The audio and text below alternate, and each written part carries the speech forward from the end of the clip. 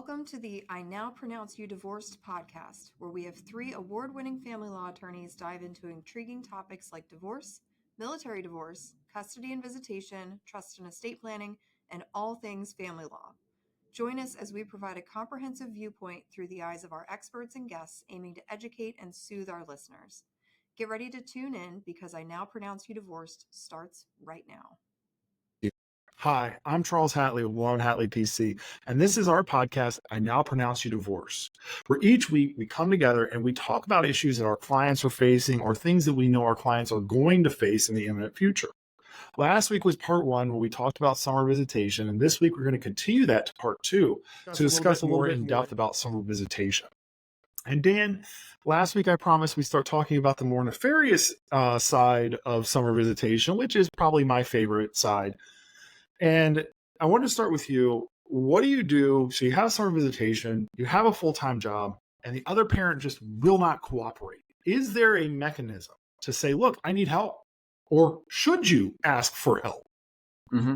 Yeah, absolutely. And, in my experience, some clients feel that asking for help appears weak, or it appears that they may not be able to properly parent. And then it calls into question and may jeopardize their current situation. And I always advise reach out for help, because that's what the courts want. The courts want to see you co-parent. Co-parenting means reaching out to one another and asking for help and providing that help when you can. There may be times when, if you're the asking or the recipient, you might not be able to, and that's okay. But reach out, because that shows that you trust the other side, which is a positive, and you're trying to co-parent, which is a positive, and you may get that help, which is another positive. I would always just put the caveat then, and then when you ask for help because you have to go out and run an errand, or you have to work late, or whatever the case may be, that is just during that defined time, that doesn't negate the rest of your parenting time. But having that in writing is very helpful, because if the other side does agree and they keep the kids, then you at least have something to show to the judge, if you have to go that route, that, hey, listen, this is not what the intention was. I just needed help for a few hours, and then the other side decided not to return the kids. Because the courts will have zero tolerance for that, because then the other side's taking advantage of a situation, and that's not a good thing either. I always caution clients to come in and they think, my spouse can't parent because they're asking me to help out. It depends, right? I always want to break that down. Is it just every now and then? Because that's fine, but you want to be the one that's allowing that. But if it's consistent and becomes a pattern, then that's something that we want to talk about, because we may want to file relief with the court, and that relief would be a motion to modify, because the other parent is consistently not being able to spend the time with the child or the children. And that could have a lot of effects on your case, meaning are there post-trial motions? Are there post-judgment motions? Are there situations that we just need to amend? Maybe it is just amending the current parenting plan, and you can do that amicably. Or maybe it does need to change, and that's going to affect your financial situation, meaning the support that's being paid. So it's definitely something that clients, I always advise, come in, let's discuss, let's see where you stand, and what can we do to put you in a better situation. Because in family law, it's like a chess match, right? We always want to say, okay, what's the next move, and how can that move benefit you as the client, and how can that move benefit the kids? Because that's who we want to make sure that we're taking care of. But at the end of the day, you're coming to me, as we've discussed on the other episode and on other podcasts, that we want to make sure that we're putting our best foot forward, which is making sure that we're properly representing you. And sometimes there are these tough discussions where there's nothing that we can do right now, but here's what you need to do, and then come back. So we just want to make sure we're setting you up for success. Mm-hmm. And, you brought up planning, and one of my favorite terms is the 5 Ps of parenting. Proper planning prevents poor parenting. And you talked about communication, right? So there may be instances where you have a custody and visitation order that was entered into in like March, and now is the first summer of that custody and visitation order, and the other parent's not exercising their visitation. And what that would mean in the real world impact is, you think the other parent's going to pick the kids up from daycare. The other parent calls you at the last minute and says, look, I'm not going to be picking the children up from daycare. And now you're changing your plans to go get the children from daycare every single day. And it's not tenable. And you go to the court asking to say, look, we just need to readjust this so that the children know what to expect. It's not fair to the kids to be sitting there expecting dad, and I'm running 45 minutes late to get there because dad calls me 10 minutes before pickup time. And then if you don't have something in writing and you have been operating on a certain schedule during the school year, but during summer, the other parent falls off, just reach out to them and say, look, by email, look, we were doing this. Would it be okay during summer to do this so that we both know what to expect. And when you're playing chess, I always joke with people, law is not chess, it's basically Connect Four. I try to take it down to the simplest game, like just put these four dots together and we win. Which sounds more difficult than not when the other side's also trying to put together their four dots. But in the future, we can show that you were the parent that worked to give as a co-parent, and that you were also the one that had to pick up the loose ends. So if there's going to be litigation on this issue, you're going to be able to show that you were the one that had to be there to pick up the loose ends, and you did. Rebecca, one of the things I was, during our mentor session with our attorneys this morning, MHU, I was talking about a parent who was making claims that the other parent was doing very, very bad things to children, right? Doing things that were sexual in nature to the children, but not true claims, just they were alluding to it to the court. Yet the parent making the allegations was still wanting the other parent to take a significant amount of time. And the attorney said, well, what do we do in this situation? This is weird. What is your advice in scenarios like that, like especially during the summer where the parent's going to need help if you're representing the client who is getting the allegations levied against them? Right. That's such a difficult position to be in because you're trying to prove a negative. And so part of the defense is exactly what you said. Okay, they're making these accusations, but they're still dropping them off every other day, right? It doesn't line up. If you truly did believe that this was happening, they would be contacting the police. They would be filing an emergency motion with the court. They have an attorney, right? So they have all of the tools at their fingertips. If they told their attorney, this is what I genuinely think is going on, and here's why, there's going to be some sort of action taken. So it does not line up. It does not make sense to then make this claim sort of after the fact, but also have it maybe be ongoing, but not be concerned enough to do anything about it. That essentially is your defense. And I've actually seen sort of a reverse emergency motion taken up where a parent said, look, the other side is alleging that this abuse is happening. And my concern is if I keep taking the kids over there, that parent is going to tell the kids that this is going on. They're going to give them these ideas. They're going to, create some sort of psychological issue that isn't currently here and it isn't actually happening. And so until we can get to the bottom of this, we need to stop having communication with the other parent. And I've seen that granted actually before. And part of the reason that it was granted is because, so in this case, the mother was making some claims about the father being inappropriate with the kids. Father came to court and said, we got to stop mom's visitation because this is just outrageous. And the way that mom appeared in court and some of the things that she was saying, it was clear that she was having some sort of a mental situation going on. And so the court did grant it on a temporary basis. They assigned a guardian ad litem to try and figure out what was going on, and then set it out for another court date. And I don't know whatever happened out of that case, but you can potentially do that if you think that the other parent is coaching the kids into saying something or making some sort of allegations along those lines and it just isn't happening. That's something that you might take up on an emergency motion. It is. And I'm glad that you kind of started talking about parental alienation, right? Nice. So the idea here is that if you, as one parent, sit there and make these allegations against the other parent, and then you let these allegations spill over into your conversations with your children, it becomes a form of parental alienation that the court, if proven, will generally crack down on pretty hard.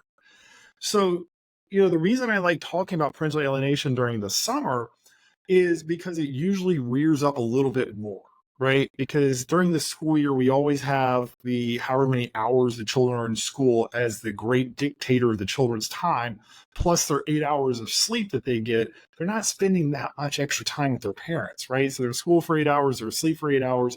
There's 8 hours left in the day, and during those 8 hours, the parents might be working. So we might be talking about 3 or 4 hours a day. Versus the summer, we're talking about now the parents around the children for 8 hours a day.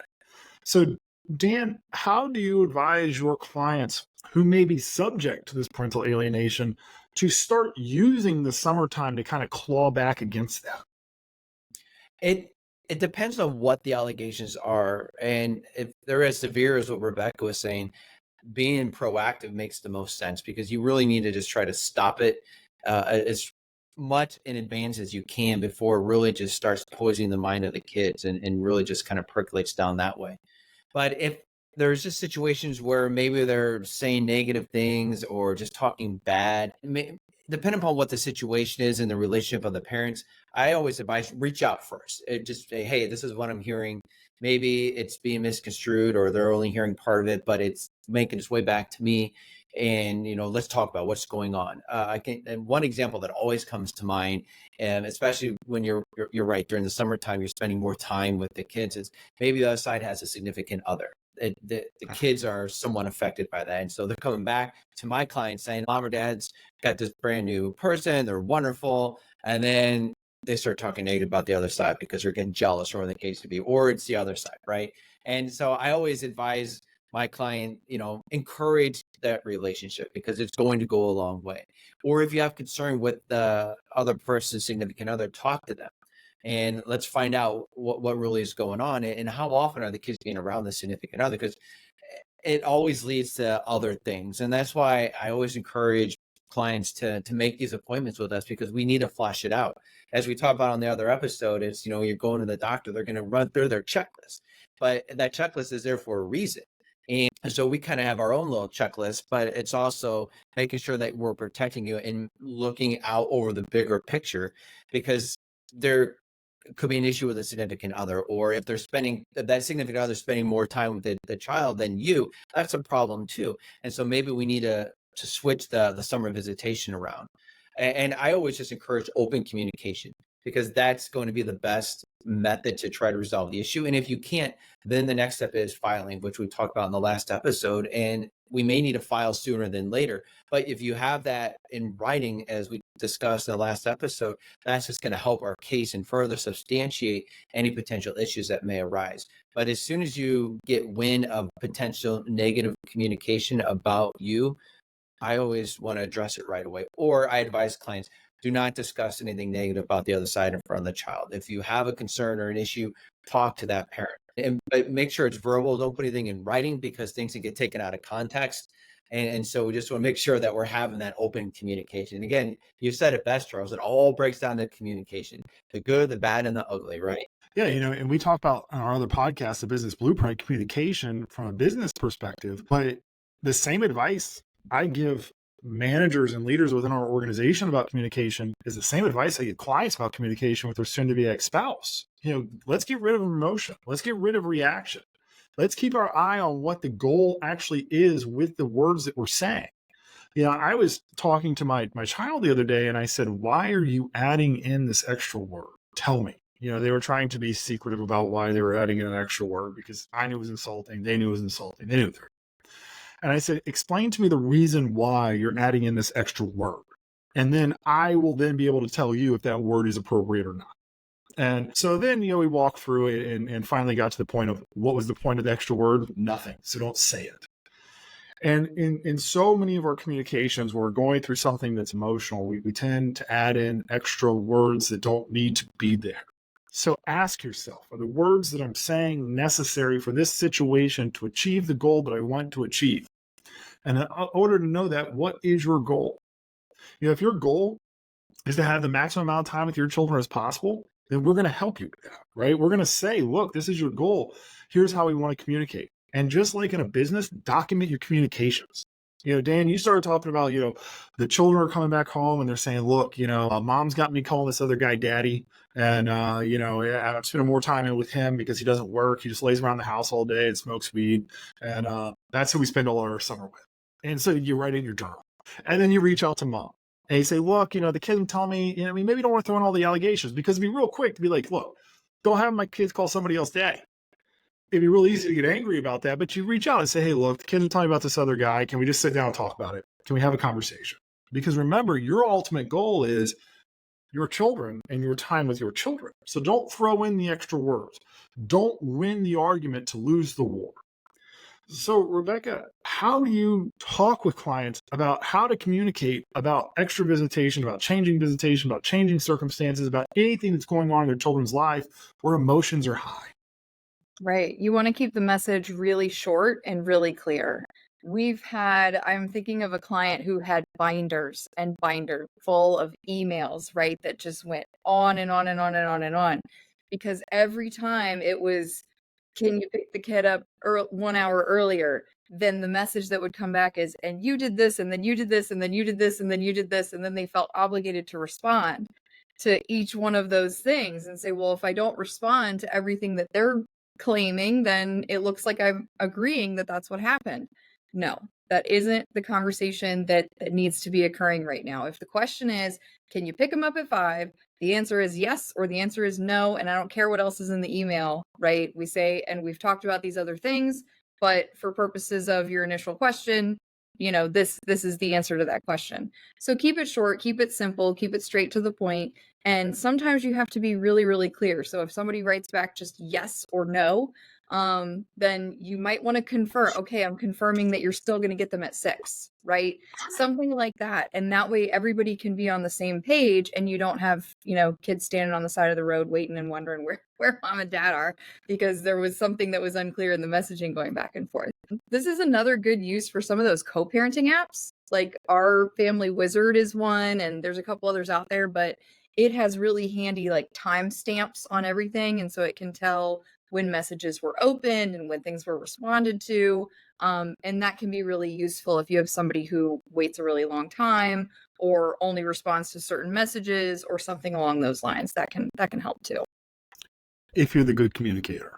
And we If you all struggle with communication. No matter how good we think we are, if you're going through an emotional time, you're going to fail. So Dan, can you answer the same question, but now from the angle of our client cannot control their communication? Well, I hear that as two questions. One is they can't control their communication because they're so angry, or they can't control because there's maybe not enough. And it's tough because tensions are so high. And if you're on the side of the coin where you just are so mad and you're so upset, you don't want to come across as venomous, right? You want to come across as the parent that's just trying to resolve the issue and just try to get to the point and focus on the kids. As I have clients that would come in and they would have binders or folders or just say, here's my phone, look at all this emails that I've saved. And they're relevant to the point that it could potentially show the intent of the other side, or that the other side is so focused on trying to trap you into saying something. But you don't want to engage in that type of communication, because in my experience, and I've been on both sides of this, to where if you engage, then you're kind of lowering yourself to that standard. And then the court's kind of looking at you as the same as the other parent. Okay, well, neither one of you can communicate. So what am I left to do? To whereas if you're the one that's trying to communicate, so then I say, okay, let's look at it from the other side. Just absorb what's being said. And it's easier said than done. I totally get that, right? But at the end of the day, try to think, okay, I just have to figure out children. I don't want to engage in anything that's going to potentially disrupt that for me. And if the other side continues to try to trap you or try to get you to comment, or they know, most likely they know what buttons to push, so they're just going to kind of keep stabbing and digging until that you can finally succumb and just start spewing everything out. That's not going to be good. There might be a time then, okay, we need to file something with the court because this is not going anywhere. And My Family Wizard is a wonderful app because it does have everything as far as dates and times and when it's open. So it really prevents the other side from saying, oh, well, I never received it, or it might have gotten lost, or any excuse they can think of. It's right there. And then it calls into question of the veracity. And then you just kind of go down that road of, hey, my client's taking the high road. They're the ones trying to really resolve the issue and just stay on point. And Rebecca said it best. They're going to have all these other questions in there. You just want to focus on what is going on, what you're asking for help, or what they're asking for help. And keep in mind the kids. Everything else is just noise. You don't need to respond to that, because then you just go down that rabbit hole. And then the train's off the tracks, and it's not good for anybody. So it's tough.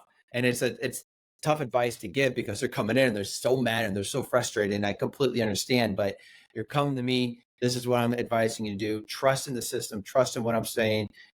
And it will work out. It just may not work out today or tomorrow, but these are things that we need to do to kind of plan ahead and really put you in that right position. Because at the end of the day, we want to make sure that you're spending the quality time with the kids, and not that you're constantly going back and forth on text messages or voicemails or emails and really distracting you from what really matters. And that's making sure that your kids are protected and that you're spending the quality time.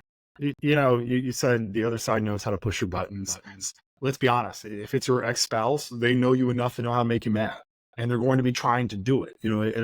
There are some pretty savvy soon-to-be ex-spouses I've seen on, male and female that, man, they know how to push that button, and it just is good. I'm like, wow, that was artful what they did to you right there. And I tell all my clients, look, I'm not a perfect communicator either. I have moments where people send me things and my first reaction is to write back a scathing email that's scorched earth. I then don't send the email. I wait and I try to wait till I cool down, right? And then I reread the email and I say, okay, nope, this isn't good. But like you said, Dan, if you are prone to firing back too quickly, you're prone, and the other side is attacking you, right? When you talk about your children, the other side is going to make you mad. Like, hey, can I see the kids for Father's Day? No. Why? Because I'm taking them to see my dad. But I'm their dad. Like that is something that we see all the time to specifically elicit a response. Or can I see the children for Mother's Day? No, I'm taking them to see my mother. It's specific. And they say, look, I really don't think it's fair. I'm the mother or the father or whatever, and I want to spend the day with them. Nope. Okay. Right? Okay. And that's all you can say. You've thrown your argument in there, then you've got to go file something. And then I have people that are like, look, I've got to say it. And I say, well, remember, everything you do is recorded. Don't put it in writing. Maybe just go yell it into a dark room, right? Just walk into the room, yell what you got to yell, walk out of the room without anybody there and cool down, do whatever it takes. And, for so many of my clients, I've said, look, this is going to get emotional. I don't care if you believe in therapy or the purpose that therapists serve whatsoever. You need somebody to go talk to. Just somebody to sit there, and you need to be able to vent freely to somebody. This communication is so important, right? And it's very easy, like we talk about in the business podcast, to try to keep our communication very business-like and very business this. There's children involved. It's not going to be business-like. And what we see, and the reason I brought that up for the summertime visitation, is during the summer, parents tend to think it's a little bit more free. So like, hey, I can just go grab the kids and go to the water park today. And the other parent's like, well, no, they're going to sit with my soon-to-be future spouse for the day. And you're like, but why? So it does tend to rear up a little bit more during the summer. So if you or someone is going through something like this, please listen to the advice about communication. Go to our website, www.malonehatley.com, and download some of the resources that we have on good co-parenting. Subscribe to our newsletter. We usually send out things about co-parenting and get the help you need. As a partner through this process, we really want to make sure that you're the most educated person going through this. So hit subscribe if you liked what we had to say, and we look forward to talking to you next week. Thank you for tuning in to our podcast. If you found this episode helpful and you want more informational content, please be sure to subscribe and join us on all major social media platforms, including YouTube. Stay connected for more exciting updates and tips.